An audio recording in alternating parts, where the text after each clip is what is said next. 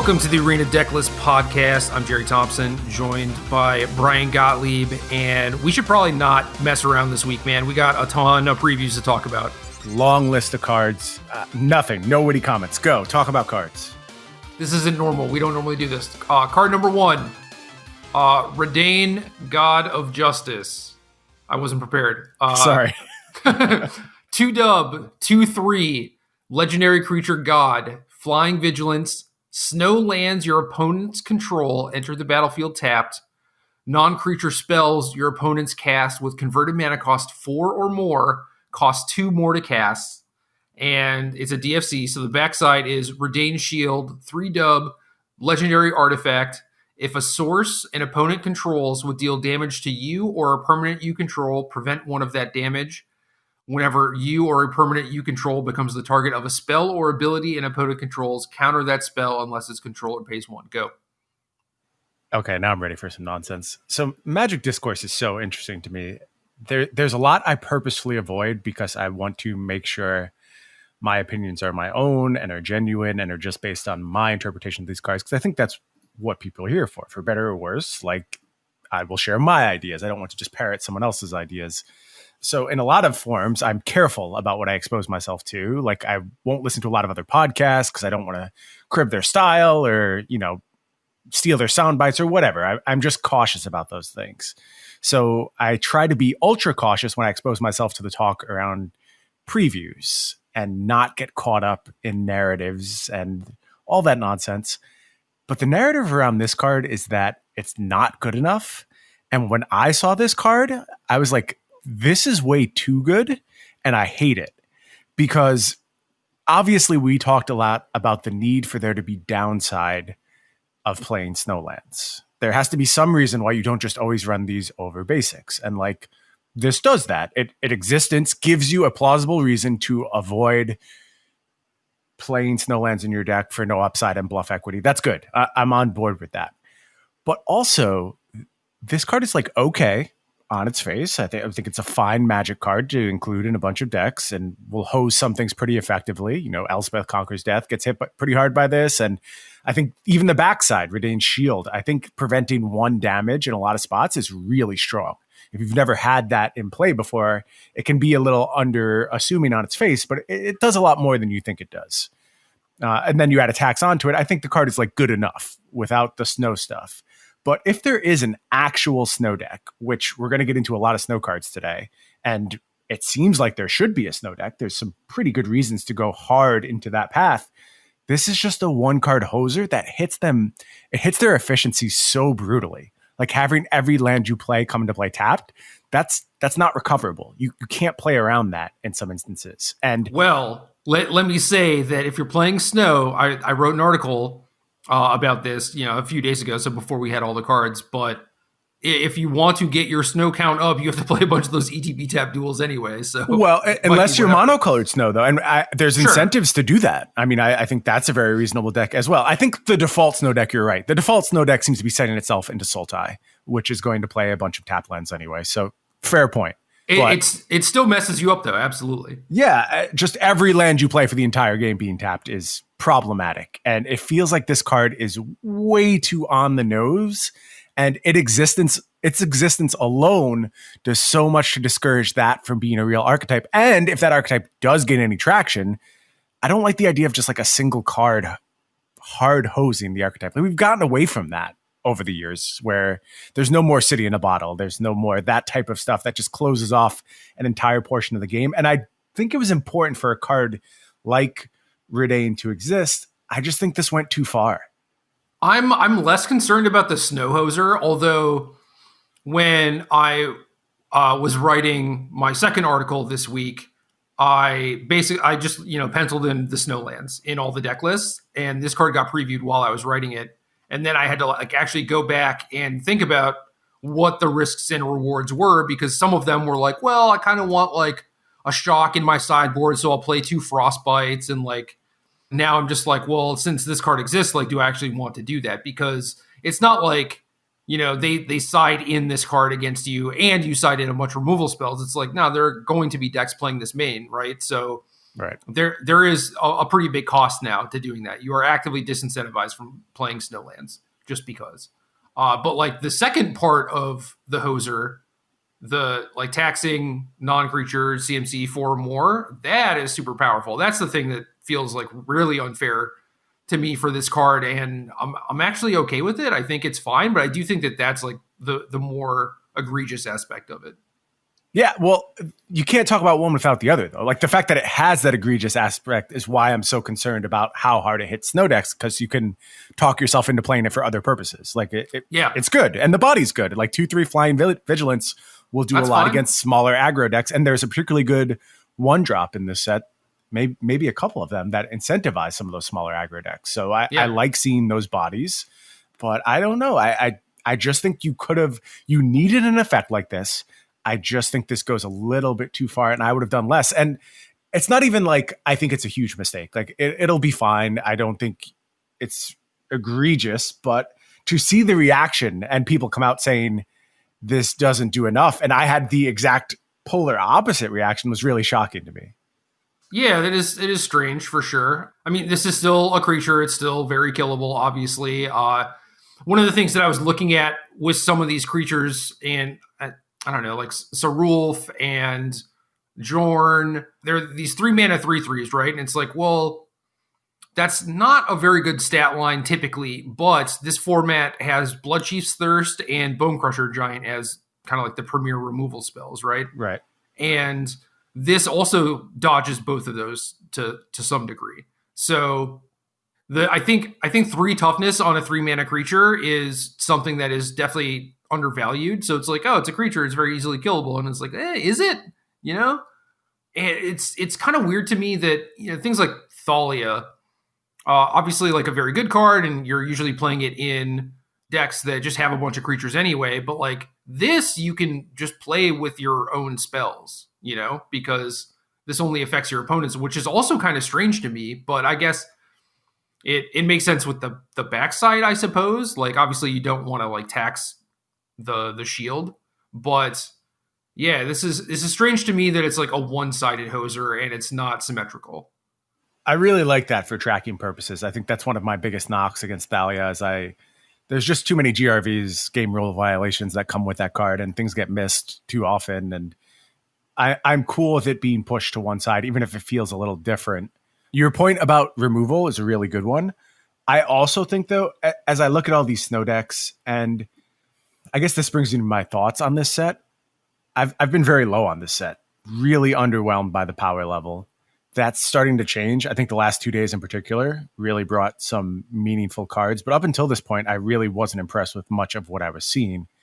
And part of it is that when I put together things like the snow decks, I have a really hard time seeing them keep up with just the relentless aggression that Embercleave decks can bring to the table. Gruul in particular. I mean, like I just think about all of these decks against Gruul, and I'm like, this feels like it just gets blown out of the water.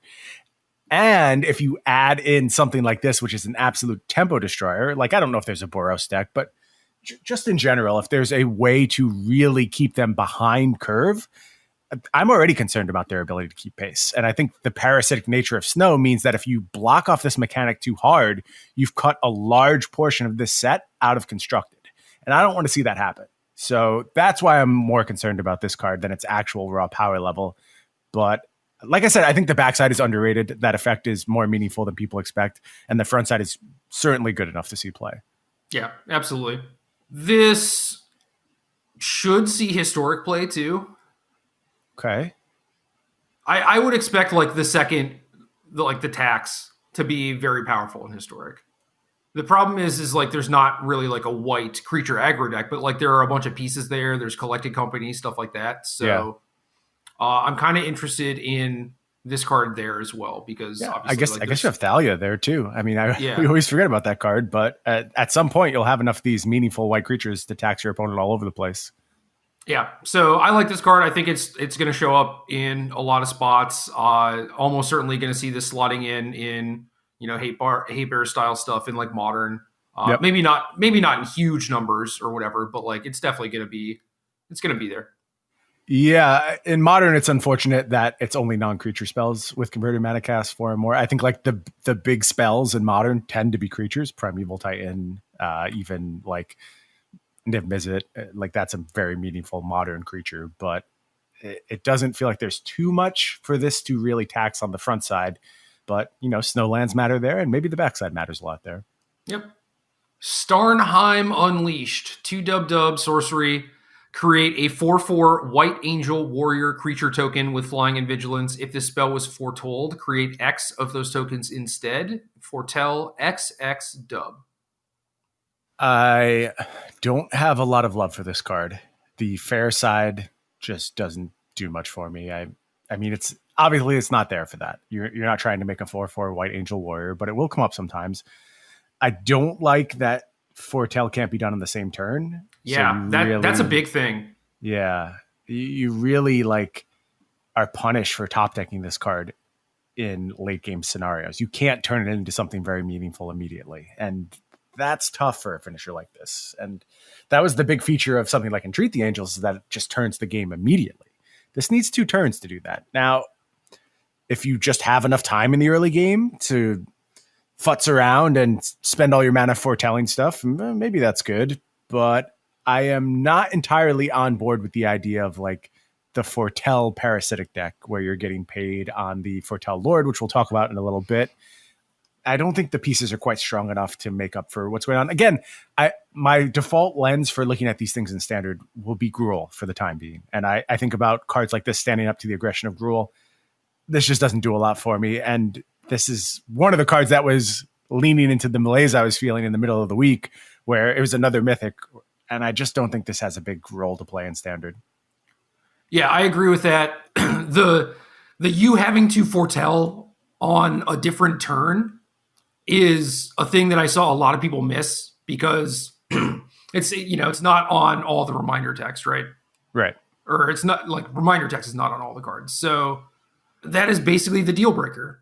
So initially, I think a lot of people read this as, oh, if you top deck it, then you're paying 5 mana for the first angel and two mana for each angel past that. And it's like, well, yes, eventually.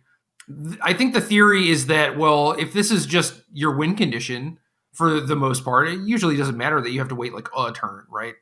But it definitely means that in the mid game where it's like, oh, this is like this thing that is, a 4 mana 4/4 angel is like kind of whatever by today's standard. You talked about the Gruul matchup, and it's like, yeah, this gets outsized by all of their 3 drops, right? So obviously the front side is like not good enough on its face. It's supposed to be good because of versatility. And when you draw it on turn 7 or something, it's just not going to be very good still. So yeah, if you have the luxury to foretell this early and do stuff late, then cool. But for the most part, it's like, I feel like you should just play a Miria's Call in your deck, because then you get this thing that's a land or a couple angels later on, and that actually scales reasonably well. So I don't know about this card. It seems just like a little bit too weak. Given the power level of Standard, how much mana can you realistically sink into foretelling things? And I think the answer is not much. You can do it. It's a useful ability, but if you're spending 8 mana over the course of the game on foretell costs, I don't know that you're winning many of those games. It just doesn't track. The discounts aren't that big on the backside. Yeah, so I agree with that. I don't think you can just sit around and do nothing, especially when the payoff for something like this is turn 7 or whatever. Yeah. For a lot of the cards, it's completely reasonable because maybe they get a little bit cheaper, or they get like 1 mana more expensive, but you have versatility on where you spend your mana, or in the case of like Behold the Multiverse, it's just the same. So those cards are very appealing to me, but stuff like this, I'm like, I really don't think that this is going to matter over the course of the game. And if anything, it's just going to be a liability. Glad we're in agreement. Yeah. Usher of the Fallen. Dub, 2/1, creature, spirit warrior, boast, 1 dub. Create a 1/1 white human warrior creature token. Again, boast is activate this ability only if this creature attacked this turn and only once each turn. This is a big deal. This is the best 1-drop we've seen in a very long time, I think. Long time. And I don't know how we got such a dramatic shift so quickly, but Warrior is a real creature type. and there is a warrior lord, and this makes more warriors when you boast off of it.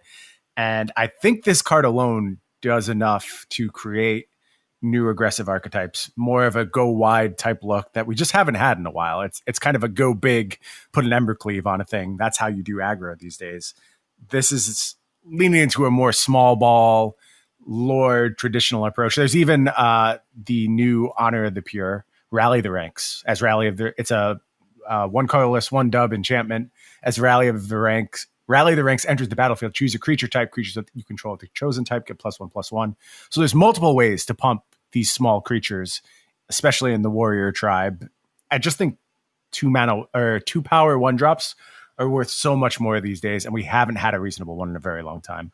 Yeah, and this is one of the very rare instances where you draw it on turn 3, turn 4, whatever, and it still scales kind of well. You still get to do something with it, which is pretty nice. I mean, obviously, you're going to need a way to pump your creatures or benefit from going wide, and I'm not sure that we have a ton of payoffs, but regardless, like even if this is just a card that you play on its own in more of a mid-range white deck, I think that that's completely serviceable. There's some decent equipment out there now too. There's like the backside of Halvar, God of Battle. There's Maul, the Skyclaves. So there's ways to suit your stuff up and make it meaningful. Even the small bodies, the 2/1s, the 1/1s. Again, Rally the Ranks. So just like an on battlefield way to pump up these bodies. I think there's enough good stuff out there that can make even these smaller bodies meaningful as we move into the late game. Yeah, Maul is pretty nice on this. I like that. Yep. Yeah. On to the blue cards. We have Ascendant Spirit. You, for a 1/1 snow creature spirit. This is hella text, so get ready. Snow. This becomes a spirit warrior with base power and toughness 2/3 permanently. Snow. If this is a warrior, put a flying counter on it and becomes a spirit warrior angel with base toughness 4/4. And then 4 snow. SSSS. If this is an angel, put 2 +1/+1 counters on it, and it gains whenever this creature deals combat damage to a player, draw a card. So clear figure of Destiny vibes. Obviously, it does way different stuff than figure. Little strange to see this in blue, but this card's pretty nice. Love it. I hope there's a reason to play this card. I don't know what... I am assuming this is like a mono blue card. It's going to be real hard to take full advantage of this card as you stretch the snow mana base out, because I think you need all snow lands without question. And I think it's going to be tough for this to be as impactful if you're playing snow lands that come into play tapped. So my first instinct is to see what the mono blue version of snow looks like. I'm not even going to speculate on that. You're going to need to see every single possible snow card before you can say exactly how good that's going to be. Maybe you can stretch to a second color. It scares me a little bit, but maybe you could do something with like Simic Snow and still be comfortable and have enough untapped lands, and there's power there.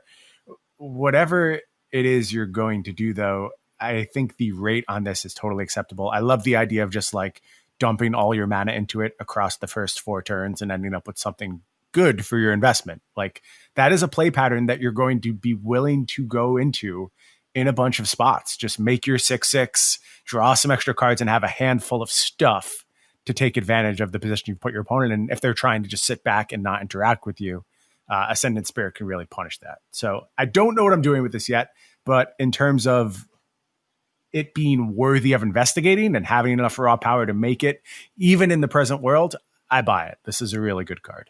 Yeah, I do too. I think that this is there on rate. It's just a matter of, is there a blue deck that wants a 1-drop? Is this actually going to slot into some new deck, right? Because certainly we don't really have an existing deck where this fits in. And if there is something like that exists, then it's like, yeah, this is kind of a slam dunk, right? Like there were decks in the past, like mono blue with Curious Obsession, basically wanted all flyers because of Obsession.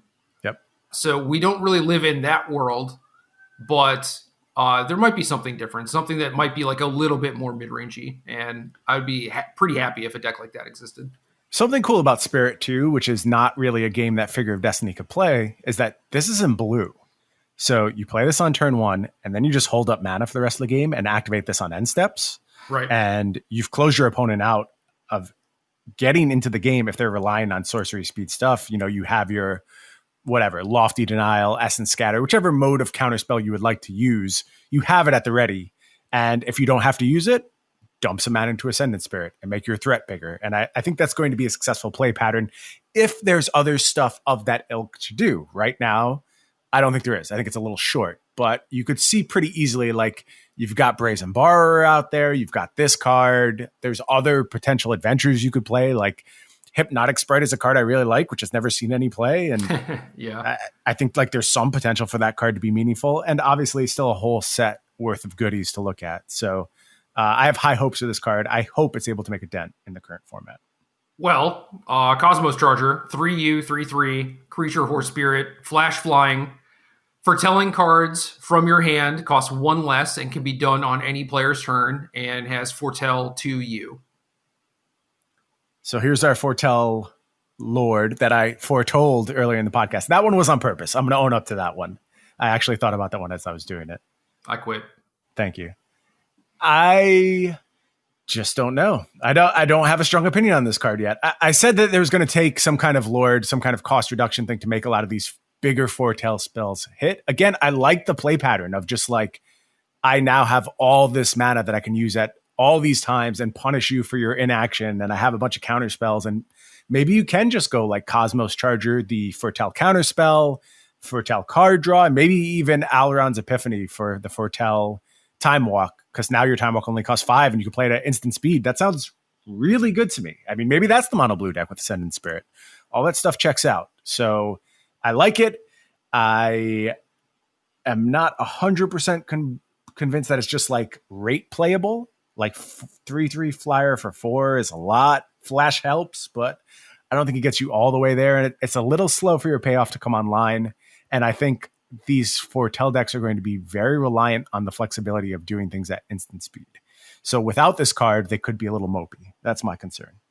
This card is super good with Rewind. And Rewind's a nice usage, yeah. And I think that, you know, maybe this sort of deck could exist without Rewind, but the fact that Rewind exists and, you know, like Cosmos Charger, you're right. It is like a little bit mopey. Like 3/3 is not a great stat line. Nightpack Ambusher being a 4/4 meant that it did invalidate a lot of the smaller stuff, but like 3/3 doesn't really do that in this day and age. Right. So I wouldn't necessarily be playing this expecting to like ambush and kill their creature or whatever. So then, you know, maybe you're just stuck like interacting with your opponent on turn 4 instead of being able to like play this and kind of get ahead. But I think Rewind is going to change a lot of that. And I like sketched out a bunch of these decks, and it's basically what you were talking about: the Hold the Multiverse, the cancel that has foretell. There's Essence Scatter Negate, which are obviously very good, very efficient cards. Brazen Borrower, and then Ascendant Spirit might fit. I don't know. It feels like with all the foretelling stuff, you already scale pretty well into the late game and have a lot of ways to use your mana. But you know, certainly if you're just like, well, I want a lower mana curve and like something to do a little bit earlier, then Ascendant Spirit could help that a lot. So I like this deck, and I was building them with 2 Alrund's Epiphany at the top end. And I think that that's pretty solid with a lot of what we have going on. Yeah, it seems like one of your biggest payoffs. We've seen what an instant speed time walk can do, and that was at 7 mana. And if you're able to bring this one down to 5 mana, that's a pretty big deal. On to the black cards. Duskwielder, B, 1/2, creature, elf berserker, boast, 1. Target opponent loses 1 life, and you gain 1 life. Yeah, kind of a different take on the 2 power 1 drop. This is weaker, but the creature types are really good. And there's a couple cards we've seen come out in the last few days where I normally wouldn't be too high on them, but the creature types are really good. The other one that comes to mind is Elderfang Disciple, which is like elf cleric, 1 Carlos, 1 black. When Elderfang Disciple enters the battlefield, each opponent discards a card. In a lot of instances, that's like crappy Burglar Rat, although Burglar Rat has seen its play, but usually you want a little bit more. But with elf cleric tied onto that, you can start seeing some ways to really take advantage of it. And I think the same thing with Elf Berserker. There are a few Berserker payoffs in this set. The Rakdos tribe seems to be the Berserker tribe, and there's a saga which pays you on Berserkers. So on its face, I'm not over the moon about this card. Having some unblockable damage is a big deal, and you can do that with Boast. But, 1 mana, 1/2 is never going to set the world on fire. Those creature types help a lot, though. It's funny to me that we had Vicious Conquistador, and when it came out, people were like, yeah, it's basically like a 2-power 1-drop, but we're not excited about it. And this is mostly just a worse version of that, right? Yeah. And I'm like pretty excited about it because we just haven't had like good 1-drops in a while. 1-drops have been so bad. I mean, with the exception of Cauldron Familiar, which was fantastic for its own reasons, that had really nothing to do with being a 1-drop. Yeah, that wasn't like, oh, I'm excited to like attack with this thing, Right. It was part of an engine. Right. But yeah, I the more that I've been like building decks and thinking about it and stuff, I'm just like, okay, I'm glad that this exists because the other 1-drops are like Whisper Squad, Serrated Scorpion. Like you have options, but I think that this is a little bit stronger, which stinks because it's still pretty bad. But you have more tools now. 1 mana Berserker could be worth a lot with some of the other cards in the set. So we'll see how this tribe fills out. That's true too. Burning-Rune Demon, 4BB, 6/6, creature demon berserker, flying. When this enters the battlefield, you may search your library for exactly 2 cards not named Burning-Rune Demon that have different names. If you do, reveal those cards. An opponent chooses one of them. Put the chosen card into your hand and the other into your graveyard, then shuffle your library. What do you do with this card? Meh. I pass. Nothing. Okay, I'm down with that. I mean, this is like part of the. Again, this was in the malaise stage when I'm seeing cards like this, and I'm just like, I could pay 6 mana for this, or I could do so many other things, and I'm having a hard time coming up with where I'm happy paying 6 mana for this. Like, there is a lot of value in a repeatable tutor effect. This won't be the last time I say the words Urian on this podcast, but like, nope. Blinking with Urian is cool, and maybe you can snowball that pretty hard. But it's I think 6 mana. You can snowball a lot of things pretty hard with Urian, and they don't cost 6 mana. And this kind of needs to do it on its own, I think is the point you're making. And even though you're getting to look at 2 cards, giving your opponent the choice is always a little bit problematic. You don't get immediate payoff on it. You just get your 6/6 flyer, which, years ago would have been a big deal, but it doesn't feel like it's big of a deal these days. And you just think about what we've gotten for 6 mana in the past. I don't think Burning-Rune Demon keeps pace with that.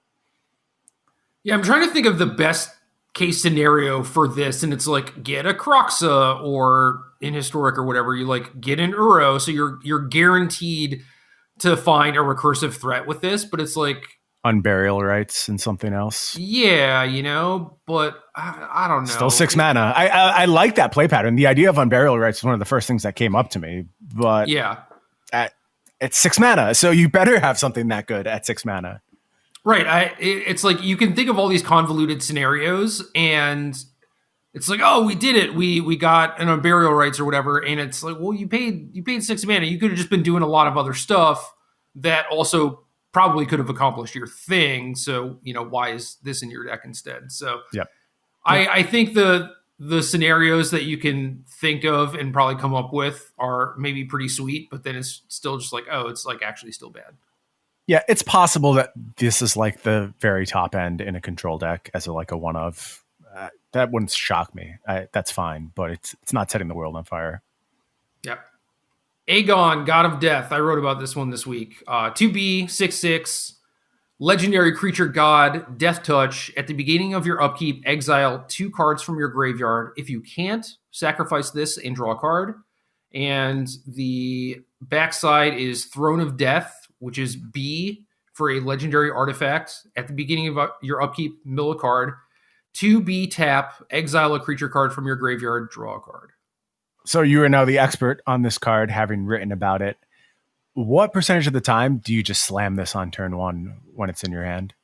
I think it depends on your deck a little bit, but if we're talking about, trying to keep the front side alive, you likely have a bunch of graveyard payoff type stuff or like graveyard enabler type stuff, right? So it's like the decks that I was building mostly wanted to cast this on turn one.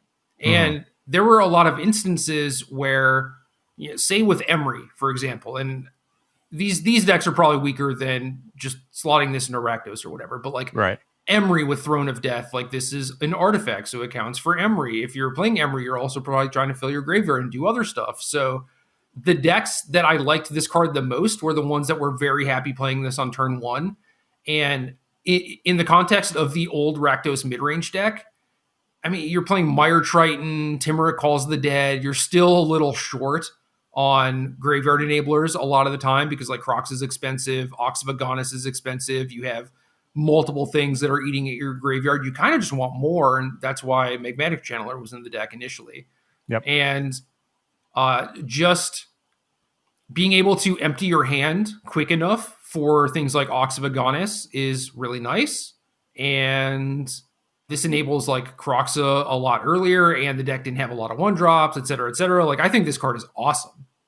I also think this card is pretty good. I think the creature side is actually the less exciting portion of this card. Like having another engine is going to be very important for those decks. You had the payoffs already. And I'm not saying the payoff side won't ever get played. It's totally acceptable as a payoff. And I also like the idea of just like being okay with this not sticking around for all that long and then benefiting from death triggers, possibly like sacrificing Egon can be worth something for you. Like maybe you're even going back to historic and you've got your Mayhem Devils. And I don't know that that's where you want to focus all your efforts, but your creatures dying is not always a bad thing. And in this case, you get a replacement card every time. So I think you're super incentivized to be okay with this just not having enough fodder and still running it out there in some scenarios. Yeah, it is weird that this is, a tax, right? And normally when you can't pay the tax, your thing just dies. And this is like, well, we kind of realize that this is a hefty tax, so we'll pay you back a little bit, which is it's cool. It just makes the card, all upside, right? And there are also some things like Death Touch. Okay, that's really good with Embercleave, and this is pretty big, right? So how do we build around that? And like 3 mana 6/6 enables the Great Henge. Obviously, that curve is a little rough. Like maybe if you have Throne of Death on turn 1, Mire Triton on 2, this on 3, you're still going to be able to keep it around on turn 4. But most times, I think it'll be like Triton this, keep it around, Great Henge, and then maybe Egon dies the next turn. But it kind of already did his job, Oh yeah, for sure. Especially again, replacement value. You just get a new card for it, and you're not going to be card light at that point, and you can start a snowball pretty hard. Yeah, exactly. So I'm pretty high on this card. I like it a lot, and I think you asked 100% the right question where you're just like, well, how much do you like Throne of Death? And I think you need to like Throne of Death to like this card. And the fact that Throne also just becomes an engine at some point, yep, is like what there's so much upside to this card and a bunch of different cool ways to build around it. So I was all about it. Yeah, I don't think this is like a facially good card. Like it's possible people try to put this in too many things, but in the decks where it's good, it's going to be very good. And you have to build around it. You have to have a deck that's focused on it. But there already is a great deck that is focused on doing exactly this thing. And there may be other additional decks you can look at because this card exists. So yeah, I think I have 6 deck lists in my article, but the big takeaway was Rakdos with the Pathway, Egon, and to some extent Valky. I think Valky helps a little bit. I was like, I'm excited to play Rakdos again, and I think that it actually competes. Yeah, so nice pickups to that deck for sure. Eradicator Valkyrie, 2BB, 4/3, creature, angel, berserker, flying, lifelink, hexproof from planeswalkers, boast, 1B, sack a creature, each opponent sacks a creature or planeswalker. I'm reading this fast. It's a mythic. I don't really want to talk about it. This is just one of the more disappointing mythics in a long line of disappointing mythics in this set. The thing I will say about this is that it seems super powerful in multiplayer formats. And I wonder if that's like a purposeful decision to push more of the power. That's what it seems like, dude. That's what it seems like. Multiplayer scene. And I'm fine with that. If there's enough other stuff in the set, good. I think that's a good use of the mythic slot because you only need one of these to play commander.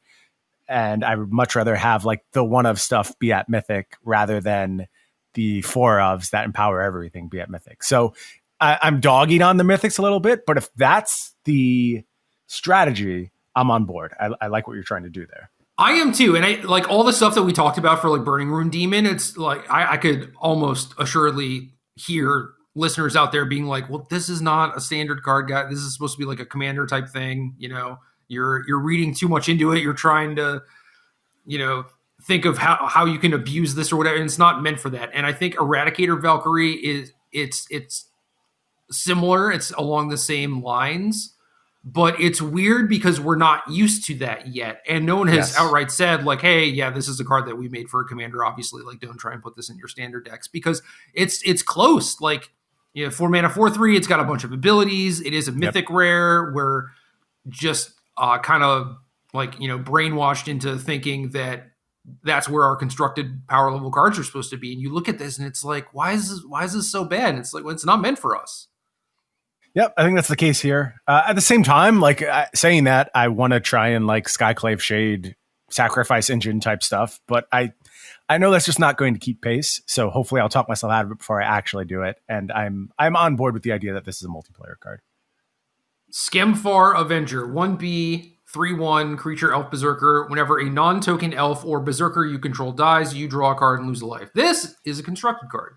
Yeah, there's that berserker payoff I talked about. One of the berserker payoffs I talked about. There are several, but 3/1 for 2 mana is good enough. It's not great. It's fallen behind the curve in recent times. You expect more from your 2 drops, but it's good enough, especially with this clause tacked on. We've seen how powerful this can be. If your deck is focused around elves and berserkers, getting a 2 mana Midnight Reaper is absurdly powerful, and this will be very, very good. Yeah. And most of what we've seen for elves and berserkers are they're just kind of attacking tribes, you know?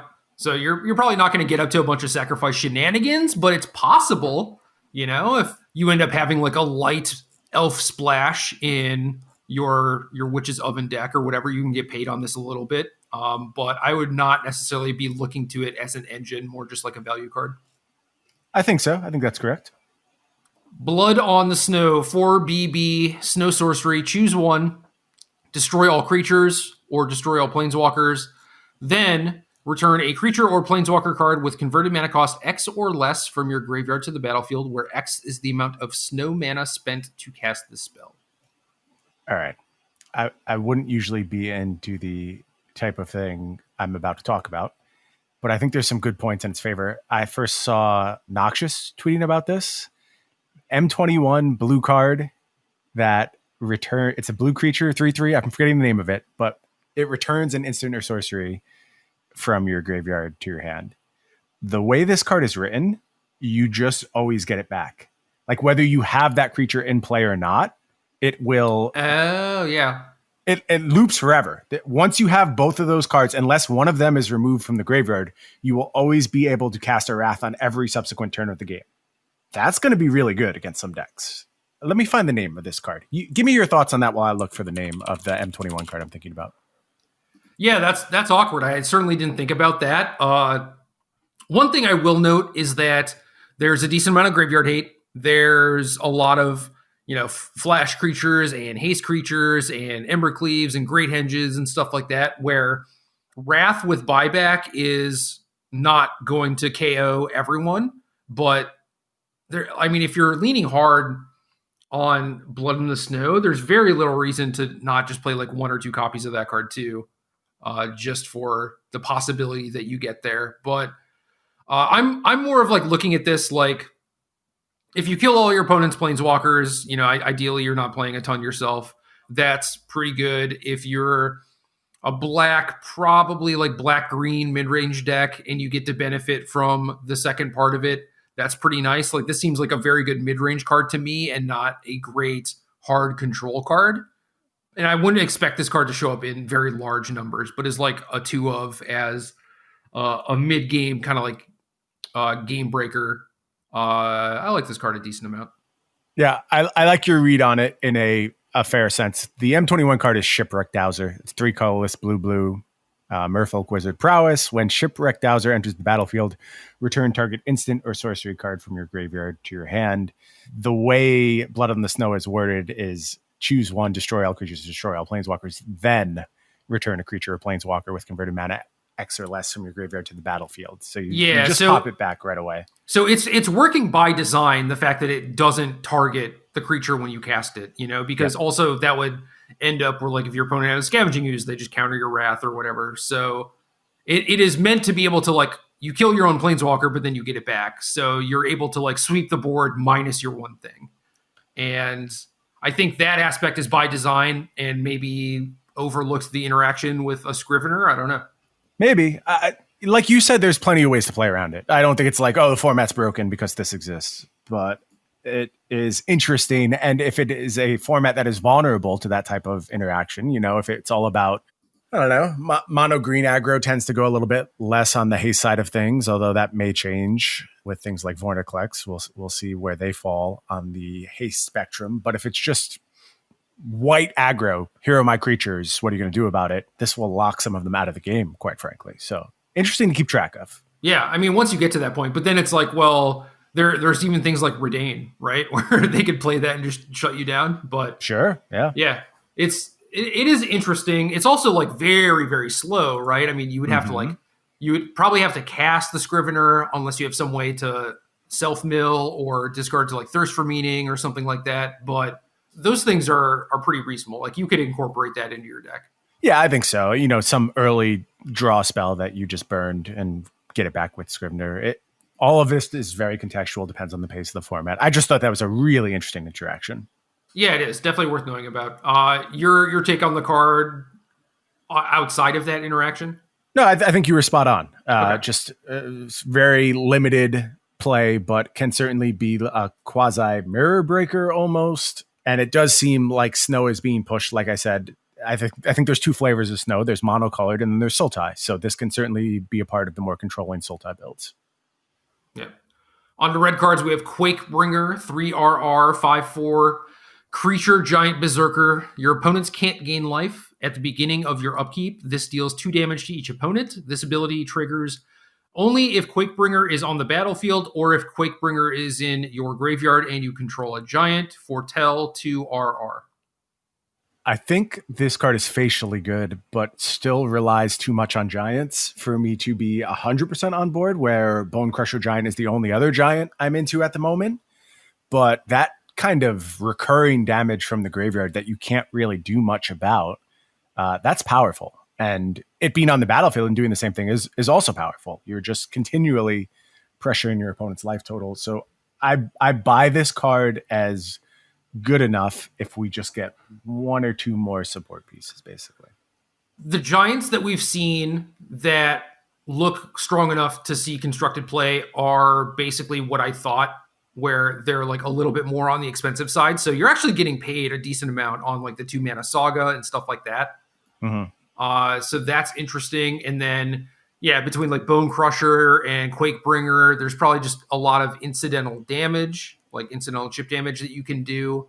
And it seems like you're a mid-range deck, kind of in the truest sense, where you're just staving off your opponent's aggression, maybe getting some card advantage, and then you're turning the corner very, very quickly. And I think that's a play style a lot of people like. It's like Mardu Dragons-esque. Yeah, I could also see this being like the mono red Snow deck. I think you could do that as giants possibly and get paid for it, where you're just using Frostbite as early control, and then you go Bone Crusher Giant into Calamity Bearer into this card, and that's going to be good enough against a bunch of people. So starting to see some pieces. I'm not over the moon about it. I don't think like this is what makes the tribe, but certainly you're only 1 or 2 giants away at this point.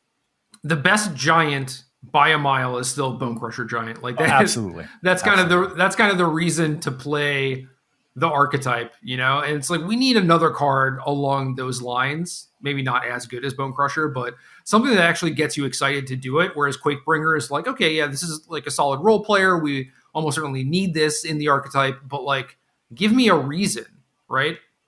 Yeah, I don't think Calamity Bearer crosses that line either. Like certainly some games it will get out of hand really quickly. I'll just read that because I don't know if people are familiar with it. 2 colorless red, giant berserker. If a giant source you control would deal damage to a permanent or player, it deals double that damage to that permanent or player instead. So like Bone Crusher Giant as a 4/3 into this, you're popping off with some serious damage very quickly. It doesn't work with the Stomp side, unfortunately. But there is good stuff there, but not quite constructed level stuff in my eyes yet.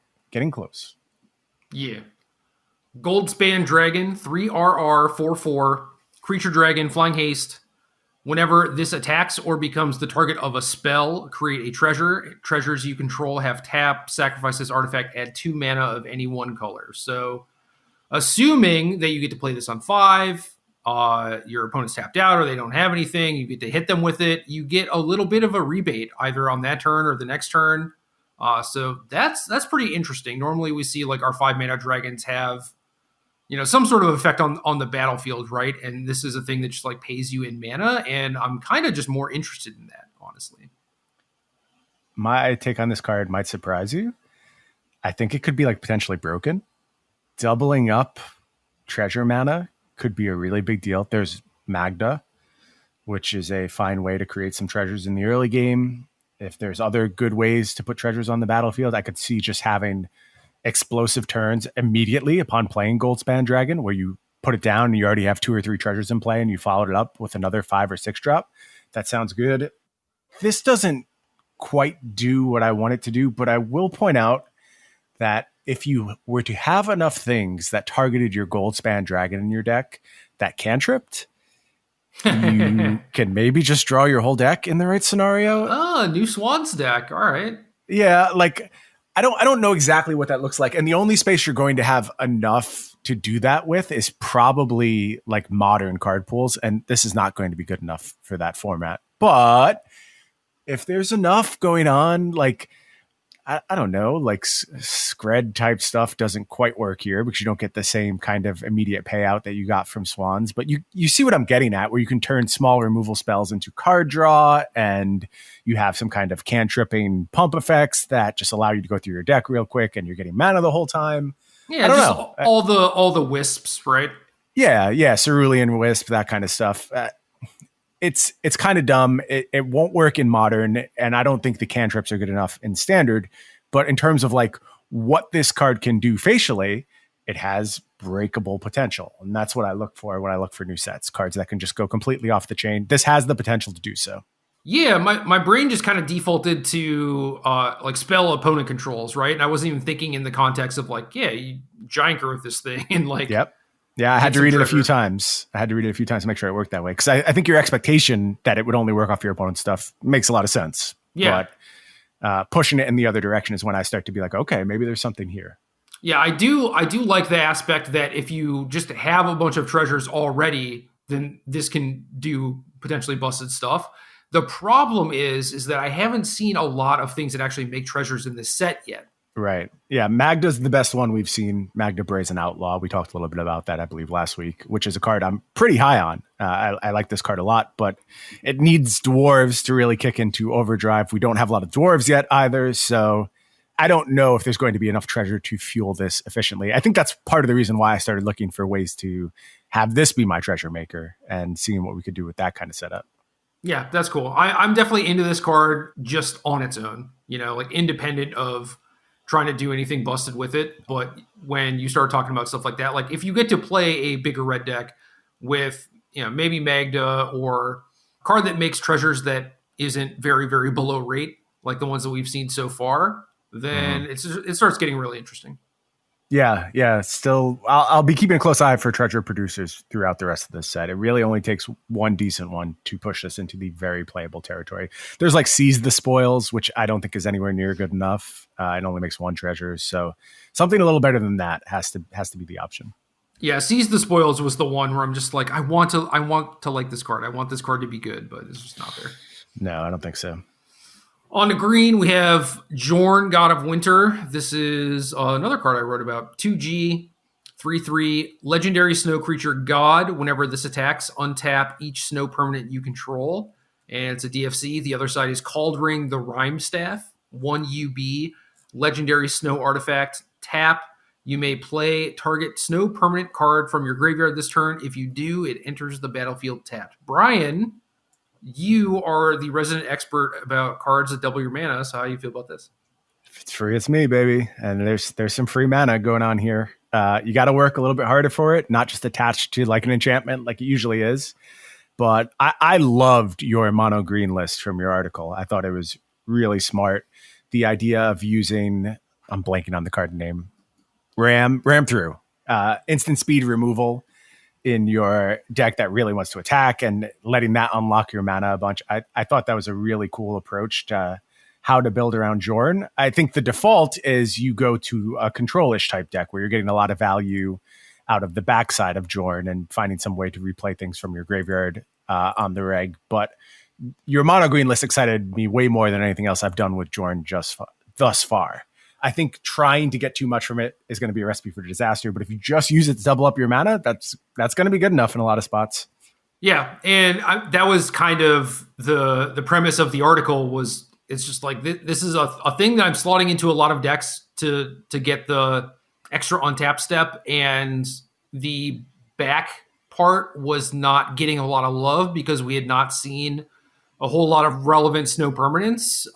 Ascendant Spirit is another awesome mana sink for a card like this, and certainly benefits from like the staff being able to return it in the late game. So it's like, okay, cool. Like that's an interaction that I could also, build a deck or two around. But yeah, this card was nice, and it made me go down a weird rabbit hole where, on turn 4, assuming you have 4 snow lands, you're going to have access to like 8 mana at instant speed. So what can you do with this? And I think I also liked Ram Through, and that was like the first thing I thought of. I think Inscription of Abundance might just be better because of the huge upside. And I mentioned that in the article, but it wasn't like in any of my deck lists or anything. But then thinking about it more, it's like, yeah, this is like actually a pretty nice turn 4, So no, I think there's a lot of nice turn 4s with Jorn. They'll just find them routinely if it survives. And maybe we've gotten spoiled where we just want to double up on mana for free. We don't want to have to untap and attack with it. But even if you're jumping through that hoop, this is what has broken every standard format we've played over the last, however many months. It's when you double up on your mana. We did it with Wilderness Reclamation. We did it with Fires. I have no reason to believe we wouldn't do it with Jorn too. Yeah, and again, 3 mana, 3 toughness, sort of dodges some of the early game removals. So untapping with this thing isn't that wild of a thing to consider being plausible, right? And it's also nice that this is just an attack trigger, not has to like connect to your opponent or anything. And the other thing that was interesting to me that this kind of has kicker where like if you have a Jorn that died or that you self-milled or whatever, you get to play the back half and then immediately play it to return a Jorn if you have 6 mana.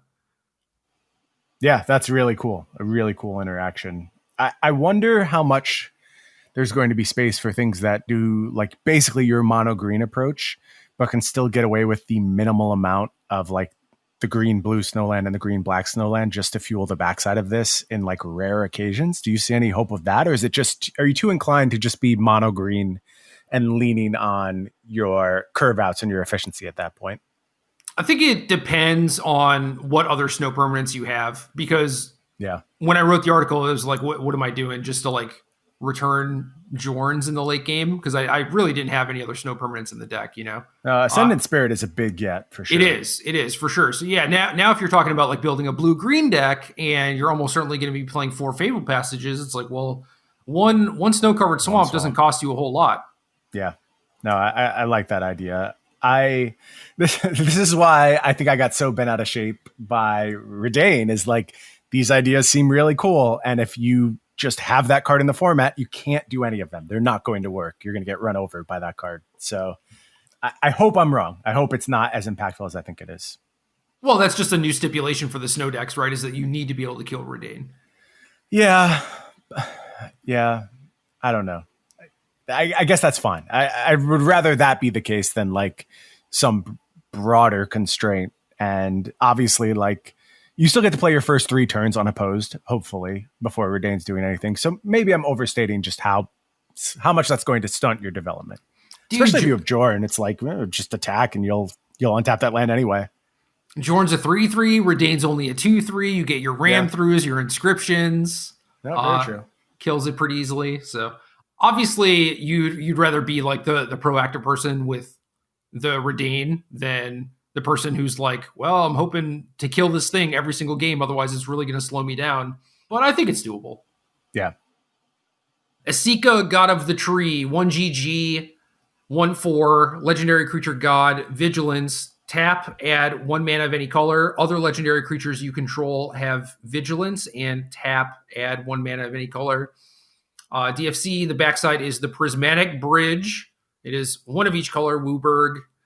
Legendary enchantment. At the beginning of your upkeep, reveal cards from the top of your library until you reveal a creature or planeswalker card. Put that card onto the battlefield and the rest on the bottom of your library in a random order. As a mana fixer and like an enabler for all sorts of weird stuff, I like this. The problem I have with the backside is that it's like a little slow, but I think it's not something that you build around like, oh, I'm definitely going to cast this. But if it does come up, it just means that you drew an Esika that you didn't really want or need, and now you have something that's potentially powerful, even if it's not like your main payoff. Right. So I can see this. Yeah, I think that's a good assessment. The fact that you'll have more Esikas in your deck makes it hard to ever completely build around it. Like, obviously you want to like cheat things into play that are super powerful, like an Emrakul or something, but if you have the front side of this card in your deck, you're probably playing multiples of it, and it's not really going to work. It's going to be too high risk. So I think it's supposed to be safer than that. I think you're supposed to be interested in Esika, but I really want to talk about this card because when we were talking about Tibalt last week, it's not that I forgot to talk about this. I just didn't know. I didn't know the way Cascade worked with these cards. Yeah, it's weird. I didn't know that either. Yeah, so basically if you cascade into one of these flip cards, you get to play either side, which with Esika, it's whatever. Like I play my Bloodbraid Elf, hit it, get the enchantment. Maybe that's good enough for Modern. I'm not like 100% sure it is. But where I start actually believing it could be something viable to do is with Valky, God of Lies, into Tibalt. Hitting that and getting a 7 mana Planeswalker, even in a format as powerful as Modern, seems like a very big deal. And you could also look to go other directions too, where like you're trying to cascade into Ancestral Visions. Like that feels like an idea that's kind of passed us by and isn't powerful enough for Modern at this point. It maybe physically pains me to hear you say that because I know it's true and I love it so much, but you're right. And I'm definitely closer to the Valky side of things. I guess there's also what's the Rhino card called that I literally own like 60 of them in foil because I'm still sure is good. Crashing Footfalls. That's out there. So like your deck is Crashing Footfalls and Bloodbraid Elf and Valkyries, and then your hits start becoming really good in your Jund deck, and you still have all the Thoughtseize, now Cleansing Wildfire and Lightning Bolt, and these cards are all good in the format. Like they all line up really well. And I'm interested. It's enough to get me to try an archetype that I have not wanted to try in a very long time.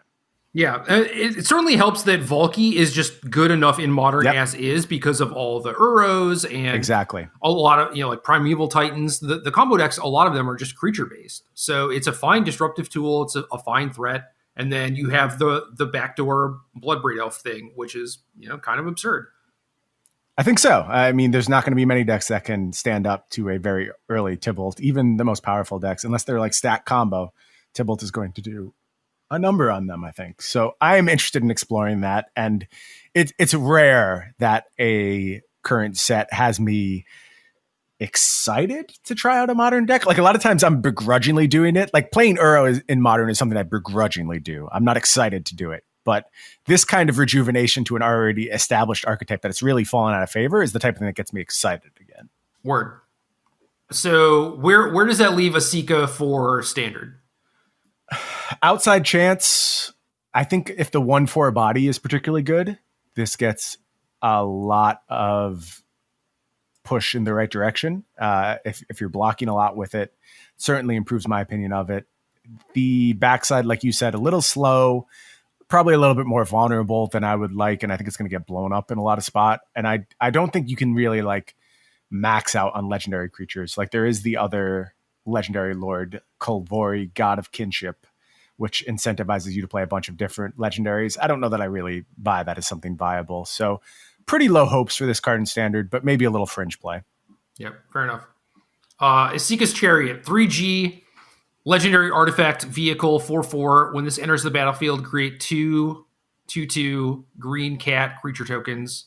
Whenever this attacks, create a token that's a copy of target token you control, crew 4.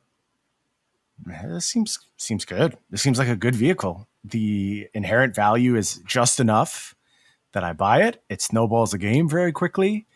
But of course, the icing on the cake is how well it gets blinked by Urian, which is always how you tell how good a card is in Standard. So just go ahead and blink this. Enjoy your free cats. I didn't even think about that, but that's all I think about. So I do, but normally, this is like, aggro-y, mid-range beatdown card, whatever, and my brain doesn't go to Urian, but it probably should. Nice. It probably should. For everything else, it goes to Urian. But this is one card for whatever reason where I didn't even think about that. I like this card a decent amount. I'm not sure that like tokeny type stuff is good enough, but I also don't have an extensive like Selesnya knowledge base as far as like all the cards that exist in Standard. Like I'm sure if I go through, like I'll be like, yes, obviously this is Standard legal or whatever. But off the top of my head, I'm just like, what would this deck look like? I have no idea. I would have to do a bunch of research to figure it out. So maybe it exists. I'm a little skeptical, of course, but this does a lot of things. It has pretty good stats, so I wouldn't be surprised. I will note that there's like Mythos of Aluna out there, which creates token copies of any permanents, including lands. So you can just like, I don't know, you can do literally anything with those copies, short of copying legendary stuff. So, okay, yeah, that's weird. Interesting. I don't know exactly what that deck looks like, but again, like the first place I go is just Urian, Mythos of Aluna, this card, and making, Elvish Visionary copies and blinking the Elvish Visionary and making these stupid snowballs because that's all I can do anymore. So, yeah, I mean, it could be more about that rather than like Selesnya token beatdown. Maybe you're just like Bance mid-range blink or whatever. Yeah. There's a lot of ways to do that trick, though. So who knows if this is really the way you want to go. You could just do Thassa stuff instead. Yeah. In Search of Greatness, GG enchantment. At the beginning of your upkeep, you may cast a permanent spell with converted mana cost equal to 1 plus the highest converted mana cost among other permanents you control from your hand without paying its mana cost. If you don't scry 1, the word other is kind of like snuck in there, so this doesn't work off of itself. So what are we doing with this? How do we break this? Jerry, what do you think we're doing with this? If it's free, it's you. Urian. Thank you. That's it. Stop right there. Stop. That's all you have to say. Okay. I'm going to write about this card come next week. Usually when I write about a card, I do a broad sampling of all the stuff I want to do with it. I think this card is extremely narrow. I think it asks you for very specific things. If you can provide those things, this might just be Fires of Invention Part 2. Like, I know that's pretty hyperbolic for a card that's banned in Standard, but you start thinking about the type of mana return you can get from this card in optimal scenarios. And you're starting with a 1-drop, so, it's unlikely you're getting paid for the first turn this is in play, unless you did like Gilded Goose into this, and then like, how about a Trail of Crumbs? And now you have somewhere else you want to spend your mana on the next turn because you want to sacrifice your food and get a payoff there, or make your Gilded Goose stuff. So you use the trigger to put a Llanowar Visionary into play, and now you've picked up another card, and also you crack that food, so you picked up another card from that. And we're continuing to climb up the chain, and we found another Visionary, and we put that into the battlefield. And then now we're set up for our Urian turn, and now Urian's in play. So our 6-drops are online too. And I just think in optimal scenarios where you're able to be extremely resource rich, this card can make preposterous amounts of mana, and it can do it in multiples too. So in a way that Fires of Invention couldn't, this card can scale and just allow you to vomit stuff onto the battlefield so quickly. You have to build a deck that is focused around permanence. You have to build with your curve in mind, and you have to work really hard to get paid on this. But when you do, I think the payoff is tremendous, and I already have the deck sketched out in my head, and it works. It's there. There's something worth exploring. Obviously, everything's about metagames. Nothing is guaranteed, but I am confident that my sketch is powerful to start with, and that's a great place to be when you're in week 1 of the format. So say you get up to like, oh, I cast my 5 mana card. That's great. Then this only casts 6 mana cards. So then do you have ways to remove your 5 mana permanent so that you can just like keep casting 5s? Do you know what I mean? Yeah, so you can work back down the curve again. Right. I guess, like, does it matter? Yeah. Well, it might matter if maybe you didn't get to take a lot of advantage of this early because you just didn't draw a 4-drop or whatever. But I think, yeah, maybe it doesn't matter if you if you cast like a 5 mana thing and then a 6 mana thing, you're probably just set up and like, who cares? But it might be relevant to have a way to actually like remove your 6 mana card so that you can just keep casting 5s or whatever. It is possible that you will want to go back down the curve. I don't know that you're going to have to. I also think like scrying 1 is better than most people think it is. You know, it's not what you're going to play this card for. But again, when you're stacking in multiples and like, okay, now you're in a spot where like you need to find something better, right? So you are just pushing more and more to the bottom to get paid on it. And it just seems as long as you're starting a snowball, you don't care that it eventually shuts itself off. Yeah, no, I can believe that. I do like the fact that this is a thing that is like helping you cast bigger stuff that will hopefully help you stabilize. And then in the meantime, you can spend your mana like doing Trail of Crumbs stuff or whatever. So you're not getting punished by just, fiddling around with your mana and not accomplishing a whole lot. Like this actually takes care of the rest.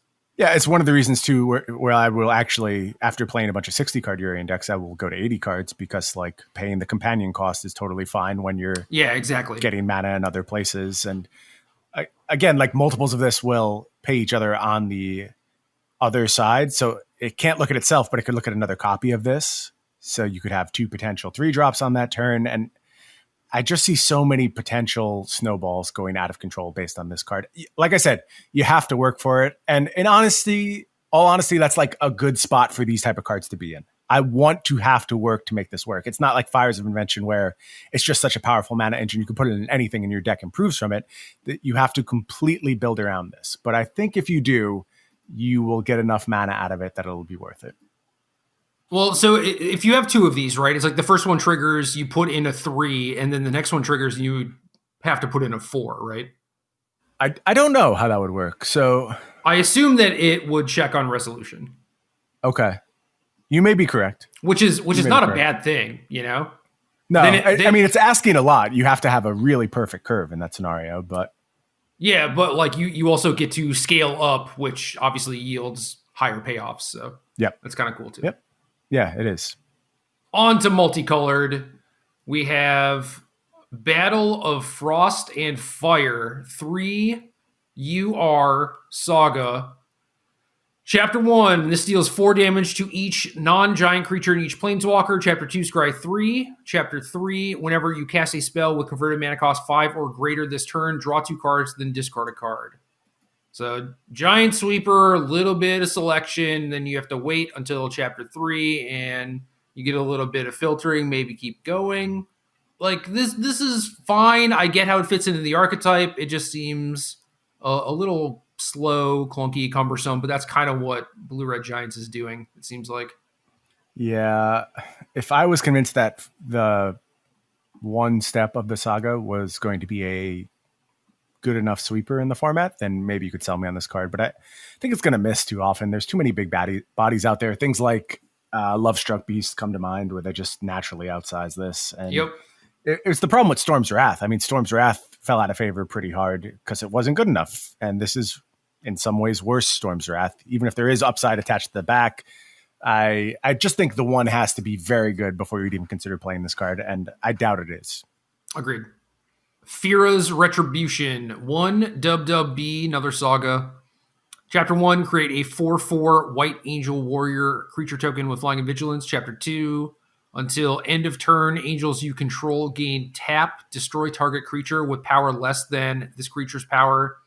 And Chapter 3, angels you control gain double strike until end of turn. So, started off the podcast talking about large deltas between my perception of cards and other people's perception of cards. People seem to really like this card. I just don't think it's good at all. I think it's so medium, and you're like 4 mana, 4/4 Flying Vigilance is not good anymore. That's not good enough. If that is removed, the next 2 phases of this card blank. People are talking like blinking with Urian. Sure, that'll happen sometimes, but sagas are awkward to blink. It comes up a lot where you can't really get that much value. And how many 4/4 flyers do you need before you're just winning the game in a couple turns anyway, if that's a reasonable position? There are also way better 4 mana cards to blink with Urian. Absolutely. I think people are just looking at this card as pure upside. I see a lot of downside. Basically, I don't think it stands well enough on its own. And that means it would have to rely on Angel Tribal to be good enough. And I haven't seen the pieces for that yet. I mean, maybe there's enough angels in the set where you can just curve a bunch of angels, but I have to assume an angel curve isn't going to start before 3. So if it's 3, 4, 5, and then you're trying to get the double strike at that point, okay, if everything's gone right, that's probably lethal. That's probably enough, but that's absolute magical Christmas land where your opponent hasn't interacted with you whatsoever. If they just have an unsummon for step 1 and this is your only threat, you now have a blank card for 2 steps. And people are too drawn to the upside at this point. I think this card is entirely medium, maybe playable, but people have been talking about it like it's a absolute format staple, and I don't see it at all. Yeah, this would not make my top 10 list for sure, and probably doesn't make my top 20 list. Good. I'm glad I'm not the only one who's a naysayer. At some point, I was like, is something wrong with me? Like, do I just hate everything now and I can't actually get excited about cards? Because people were just like over the moon about this card. And I'm like, this is barely playable in like a normal context, to say nothing of an ultra-powered Throne of Eldraine standard. Yeah, I agree that there's way too many problems with the card, and especially when you're looking at it through the lens of like this by itself, where there's Brazen Borrower and Bloodchief's Thirst and like all these things that very easily kill a token. Yeah. And the second part of it doesn't kill a whole lot of relevant stuff. And when you're looking at it like, oh yeah, this is going to help me stabilize against beatdown or whatever, it's like, well, you're still tapping your blocker to do it, right? Yeah, good point. And then the third part is just like, whatever, like either it kills them or does nothing, Yep.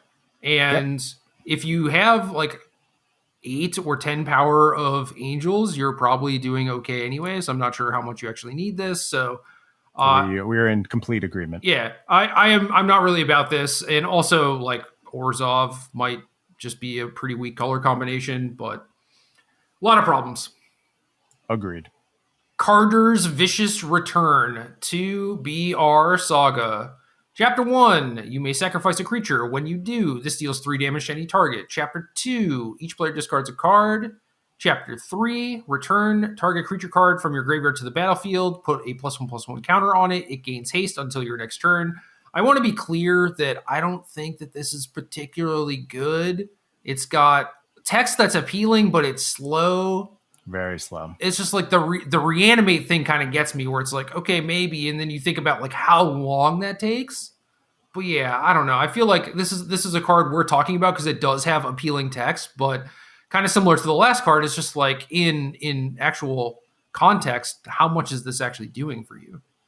Yeah, so 4 mana reanimation spells are rare, and I've gotten excited about them before, and they basically haven't paid out because I think the way creatures are designed has shifted pretty dramatically. And it's real hard for a creature to just enter the battlefield and turn things in that fashion. There's a lot of creatures with cast triggers that matter, or there's creatures with their value is in their versatility. Things like Bone Crusher Giant, Brazen Borrower. It's not for their bodies that we often play creatures anymore. So a Hasty Reanimator spell is good for sure. This is so slow though. And I think its existence is going to kind of warp everything around it. And I expect there won't be things that just absolutely crush the game on the spot that we can bring back with Kardur's Vicious Return? Like, what's the best reanimation target we have right now? Does anything pop to mind for you? No. I mean, we talked about the demon earlier, where it's like, okay, maybe that does some stuff. I'm sure that there's something that's like your opponent takes 10 damage or whatever, but like there's nothing that's really like, ETB kill all your opponent's creatures or attack for 20 or whatever. Yeah, even like Noxious Gear Hulk or something would be enough that you could start talking me into it. But I'm not sure things get that good in present standard, and maybe they will. Maybe there'll be more to consider in the future, and maybe there'll be enough fodder. Like, obviously, you're supposed to do like the discard elf and sacrifice that, and you can bring that back, and you discard a card to this, so you're able to set up your graveyard, and now you've constrained your opponent's resources, and maybe you did some Croxa stuff. That all sounds cool, but it has mostly proven to not be good enough. Trying to run your opponent out of resources when every card comes with 10 resources stapled to it usually doesn't work these days. I wonder if it puts a counter on it strictly so that the thing that you reanimate can't get killed by Heartless Act. That's interesting. Because that's like a pretty weird line of text for a Rakdos card, right? Yeah, red-black doesn't really fit with that. Could be. I don't know. Whatever. Just random thought. Waking the Trolls. There are a lot of troll cards, a lot of Twitter jokes. I'm going to skip that. 4 RG Saga. Chapter 1, destroy target land. Chapter 2, put target land card from a graveyard onto the battlefield under your control. Chapter 3, choose target opponent. If they control fewer lands than you, create a number of 4/4 green troll warrior creature tokens with trample equal to the difference. I like this card in theory. I think it would be cool if this was like the top end for some deck, but I really don't think we're there, unfortunately. I am thrilled to see destroy target land on a card again. I think that's probably a little underutilized these days. It shouldn't be Stone Rain, but doing it at 6 mana is cool. I'm glad it exists. I don't have anything to do with this card yet. It's hard for me to imagine a big Gruul deck. Like, you just get big so early in the game that there's no need to go late. Your bodies are so huge from basically turn 3 on. So I'll just Embercleave you and kill you. There's no reason for me to take the time to wake the trolls. Yeah, I was thinking about just like a ramp deck, right? This can't be the best finisher. Like, one more mana and you're getting to Genesis Ultimatum, right? Yeah, exactly. And that's kind of the problem. Yeah, the break between 6 and 7 is just too large, and you're too incentivized to get to 7. I guess in a mirror where like both players are trying to achieve that. Unfortunately, you also have blue in the mix though, so the mirrors don't actually play out that way. But fair. Harald, King of Skemfar, 1 BG 3/2 legendary creature elf warrior menace. When this enters the battlefield, look at the top 5 cards of your library. You may reveal an elf, warrior, or Tyvar card from among them and put it into your hand. Put the rest on the bottom of your library in a random order. Too tribal for me to comment on. Like, I don't think Tyvar is all that great. It's fine. It could certainly be a reason to play elves, but I need all the tribal stuff going on around this card to really evaluate it. It seems like it should be good enough. I mean, if the other cards are strong, this is nice body, nice stats, nice return, nice immediate return, and you should be able to build your deck so you're hitting a large percentage of the time. If elves are going to be built the way I expect they will be built, but I need to know all the pieces before I can really say if this is a player or not. Yeah, we've gotten some of the stuff, right? It's like there's the Boast 1-drop, there's the Burglar Rats, the 3/1. Obviously, you have the Planeswalker. So it's like it's coming together. You are seeing more things, but it's close. Yeah. It's close. Well, here's another piece. Harald unites the elves. 2 BG Saga. Chapter 1, mill 3 cards. You may put an elf or Tyvar card from your graveyard onto the battlefield. Chapter 2, put a +1/+1 counter on each elf you control. Chapter 3, whenever an elf you control attacks this turn, target creature and opponent controls gets -1/-1 until end of turn. This is cool if it works. If Chapter 1 bricks, just concede. That is a good point. Yeah, this card looks good to me on rate in terms of what it's accomplishing. It seems like it could really, really swing some games hard. The elves, like you said, are starting to get close to where I believe this could be something, but they're not there yet. Like, I don't see this being enough to tie together the package. Getting close, though, so a few more pieces, and maybe I'm a believer in just straight tribal elves, basically precon. I mean, it would just be like all stuff from this because you can't play that many non-elves in your deck because you need to hit on Harald and you need to hit on this card. So it's going to be slim pickings for non-Kaldheim cards that get included in this deck, I think. I'm going to just agree with what you said in the dark. I wasn't really listening because 2 new cards got previewed, so I was reading them. Oh, are they good? Do we have to? I don't know. Let's throw out the podcast and start over. No, let's read them together. How's that sound? Okay, sure. Hit me with them. There's a blue card and a land, and we were about to get to the lands anyway. Cool. Cosima, God of Voyage, 2U, 2/4, legendary creature god. At the beginning of your upkeep, you may exile this. If you do, it gains whenever a land enters the battlefield under your control. If this is exiled, you may put a Voyage counter on it. If you don't, return this to the battlefield with X +1/+1 counters on it and draw X cards, where X is the number of Voyage counters on it. So this is a DFC. I'm still trying to process exactly what this does.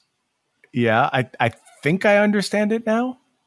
Like, you basically have to like play a land and charge it up, and then you get to do stuff with it. Okay, so multiple lands probably is the ideal scenario, but right. What was the power toughness on it? 2/4.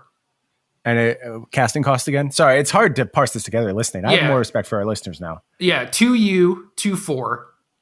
2U, 2/4. Okay. Beginning of upkeep, you can exile it, and then basically once it's in exile, you can play a land to bring it back or put a counter on it. And when it comes back, it's bigger, and you draw cards equal to the number of Voyage counters on it. Yep.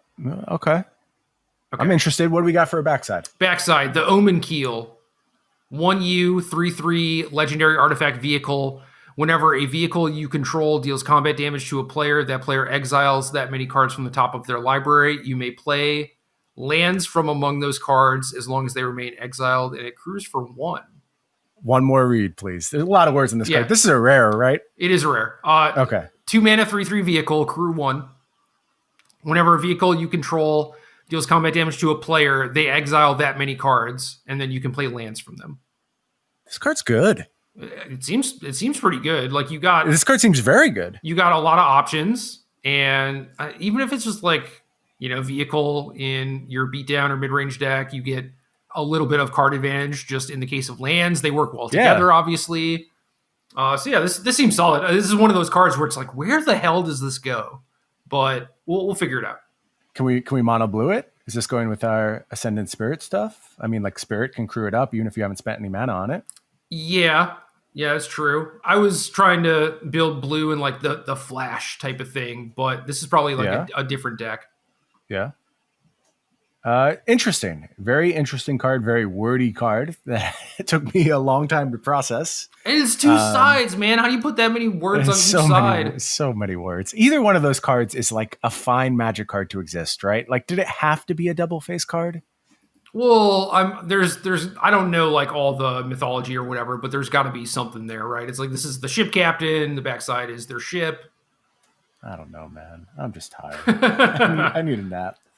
All right. Do you want to do the old lands or the new land first? Give me the new land first. Try something new. Gates of Istfell. Land enters the battlefield tapped. Tap for white.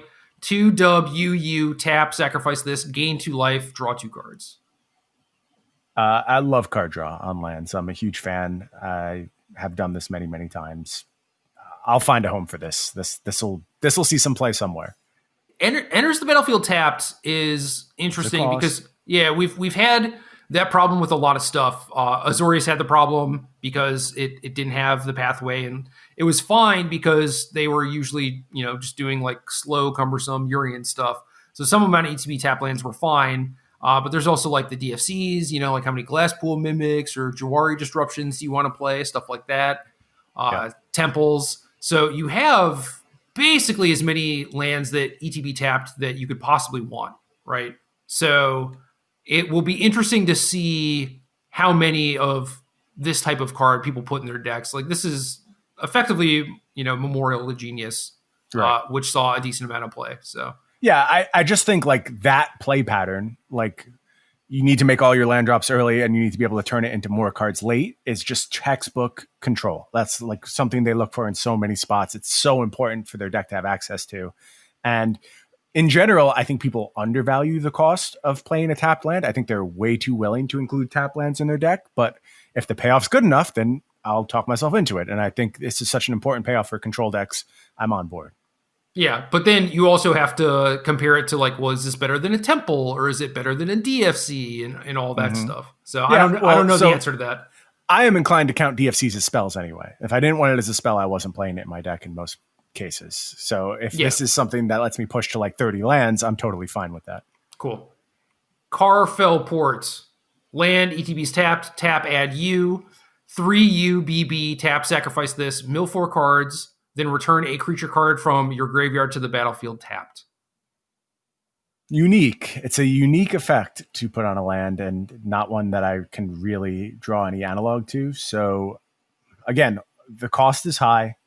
If your deck is built around this thing, like I'm flashing back to Scarab God situations where like you were pretty thin on cards you could bring back, but it was so game breaking to do so that it was worth it. So do you want to guess what creature comes to mind when you're telling me I get to bring something back from the graveyard? No, because we were just thinking about the Reanimator stuff. And no, but this is different. This is just incidental where I'm doing it with my mana base. So now I'm bringing back Urian, of course. Oh, word. Of course. Very happily. Yeah, that makes sense. Yeah, if I'm not building around it, then it's fine. And I can think of spots where like just bringing back your Urian flips the game on its head. And as a one of, I think this will be fine. Yeah, I think so too. Also thinking about things like, Historic's obviously a lot faster, but it's like this is another way to get a Torrential Gear Hulk back or something. Yeah, that's a good one. It's super low investment. There's also like maybe your Sultai kind of like self-mill rampy thing where it's like this just fits into your mana base if you have something worth bringing back. So Primeval Titan rebuys in Modern? Yeah, dude, I could see this as a tutor target, assuming that you can make black mana. Like maybe just being reliant on Dryad is fine. I think so. I mean, if you think about how dependent you are on having, in some cases, Dryad, but Primeval Titan as well, if you're so dependent on keeping that card in play, and this is kind of like insurance on your first one, you just go get this immediately. And as long as you have access to the right colors of mana, you are basically removal immune. Now, obviously, exile removal changes the tone of that a little bit. Yeah, Path is one of the few ways to actually kill a Titan. Right. So I will think about that a little bit more, but it's interesting for sure. It is cheaper overall than getting Karoo and Teleria West to transmute for Summoner's Pact. And this is like uncounterable, assuming that you're actually bringing a thing back. So definitely a different set of constraints. Like you have to have one in your graveyard and not be exiled. All that stuff comes up, but interesting enough and probably low cost enough that you can include one in your mana base that it should see a little bit of play there, I think. Yeah. Surtland Frozenflame. Land, ETB's tapped. Tap, add red. 2 URR, tap, sacrifice this. Scry 2. This deals 2 damage to each creature. Activate this ability only time you cast a sorcery. Way lower on this one. This just seems lower impact at the stage of the game that it would come online. So again, if the cost is low enough, you'll find a home for it, but I don't need to go out of my way to play a copy of this. I kind of agree with you, but that's like the Giants game plan, it seems like. And it's especially kind of nice where it's like you have like these 3/4s and 5/4s, and this clears out all the chump blockers. And, if you're trying to kill people with Calamity Bearer or whatever, then maybe. Again, somewhat low opportunity cost to have some ETB tap lands in your deck, but obviously can't overload on them. Right. Yeah, little low on the payoff side of things. It's all about opportunity cost. If I can get away with it, then fine. But definitely less impactful than the other two we've discussed. The World Tree. Lands, this ETB's tapped. Tap, add G. As long as you control 6 or more lands you control have tap, add 1 mana of any color. And you can pay 10 mana, double Wooburg. Tap, sacrifice this, search your library for any number of god cards, put them onto the battlefield, and shuffle your library. How many gods are you actually trying to play? None. Because this card is trash. Just trash. I don't think it's trash, but trash. I don't think it's like, this is going to be a tier 1 deck. Like 11 mana is a lot. It is a lot, right? All right. let me go back. I'm being reductive. That's not fair. I should actually make my position known on this card because it is more nuanced than this card is trash. Again, I am reacting a lot on the delta between my perceptions of this card and seemingly community perception of this card, where they think it's like a straight up meaningful mana fixer. I just don't think so at all. I don't think I'm ever playing it in that context unless I'm tutoring for it. So in scenarios where, like we just discussed, where you have a Primeval Titan and you need to get all your mana on board, maybe then it's useful. Scenarios where you have like a Golos, this might be better than Cascading Cataracts. It probably is better than Cascading Cataracts, in fact. Yeah, because Cataracts puts you down a mana, right? Right. So that's fine. Those are real uses of this card. But in terms of like, this is supposed to fix your mana in your Sultai deck or whatever, I don't buy that whatsoever. Like if you're just waiting until turn 6 for your mana to come online, you must have already lost. Like there's no way you're still in the game at that point. And the cost of this coming into play tapped and just being a crappy forest is huge. The God side of things is interesting. At that point, we're talking about something different. We're talking about a quasi combo deck. And that's fine. I can see if you have the right gods, which we will not know until everything's put together, and you can just assemble like a 1-turn kill, then okay, you have me, I'm into it. You can maybe build around that. It looks like something like the old Omnidor decks where it just fix your mana, get loads of mana on the battlefield, and then you have this Oko, this one-turn KO that you can set up. So if that is possible, I'm higher on it. But it's just a mana fixer. I couldn't believe the reaction to this card and how much people were into the idea of you just get to play this and all your mana woes are fixed. I think this creates way more mana woes than it fixes. Yeah, exactly. Like we have plenty of dual lands. If you're trying to play like straight 5 colors, then okay, this fixes your mana, right? But if you're talking about fixing your mana in Sultai, you don't need this. What are you doing? The mana requirements in your deck have to be reaching like a desperate threshold before I'm considering this mana fixing. And then I better have some broader plan. And at that point, like my plan better be something like turn on the World Tree and have a 1-turn kill. Because that's the only reason I'm going down all those hoops to try and get to the place where this is actually a good card. The funny thing about this is like search your library for any number of gods, put them on the battlefield. If you're like, well, I'm going to play like one of this god to give all my things haste and one of this god to pump up all my... What if you naturally draw them? You're playing a long enough game that you're going to have 11 mana in play, and you think that your combo kill, your multi-piece combo kill is like all still going to be in your deck. You're going to be disappointed a lot of the time. You can Maskwood Nexus if you would like, Gerald. I understand. If you're interested in just playing the creatures you like anyway... Yeah, but this is an 11 mana thing, so you need a bunch of resources to activate this, and then you're talking about like also just chilling for a turn to spend 4 mana on that thing that basically does nothing. Yep. It's a lot. It's a lot. Huge investment. Yeah, I am not sold on this being a meaningful card. I am trying to lay out the scenarios where it could potentially work because I called it trash, which was a little overbearing probably. It's not very good. It's not going to be a large part of the format. It has some niche roles, and maybe if the gods were good enough, you could even talk me into building a deck around it, but it's not impressive on its face, that's for sure. I like these episodes because we get to talk context and nuance, but I think that if we just did like the Hot or Not podcast, we'd probably have more listeners. Probably. Or maybe that's what we're supposed to post the summary on YouTube, right? I think that thumbs up, thumbs down. Yeah, I think that's what a Twitter account is for the most part. Like that's where you just fire off your blistering takes without any context and let people run with them. Ugh. Exactly. I think it's like that is definitely what happens on Twitter. I would prefer if Twitter was not used for that, and everyone should just take that crap over to YouTube. Character limits are a heck of a drug. It is. It's tough. Last card, Faceless Haven, Snowland, tap, add C. Snow. This becomes a 4/3 creature with vigilance and all creature types until end of turn. It's still a land. As far as creature lands go, this is fine. It's not super exciting. Maybe you can do stuff with it being a changeling, but I'm not so sure about this. And we also have like a lot of pretty reasonable utility lands and like colorless value lands, but yep. This is a snowland still, so it does contribute to Jorn and stuff like that. So maybe it's worth taking the downgrade on the land. just to have it make snow mana. Depends on what Yeah. your deck is. So where I was trying to be mono green, I think my color requirements were a little too harsh to include this. Now that like mono blue snow is starting to be something that I'm interested in, I can revisit the idea of playing this card and having it be meaningful. It depends what that deck looks like. If it's, you know, more towards the flash side of things or more towards the sorcery side of things. I think the immediate comparison is something like Mutavault, but 3 is infinitely more than 2. I know it feels like only one more. It's not. It's infinitely more. I promise you. And all the scenarios that Mutavault sets up are going to be much harder to come across.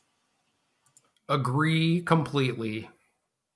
Oh, Mutavault's 1 to activate. It's not 2. As soon as I said that, something went off in my head. Like, no, stop. Mutavault's 1. So 3 is about 10 million bazillion more. So I mostly agree with you. Clearly, I wasn't listening a lot. I was basically checking if we did questions this week. So no, I was we like, didn't do questions. Okay. You yelled at me last week when we did questions, so I didn't do questions this week. Yeah, and I was gonna say, man, I hope there are not questions because this is almost 2 hours. So we should probably just wrap this up and be done. How's that sound? It sounds like that's game.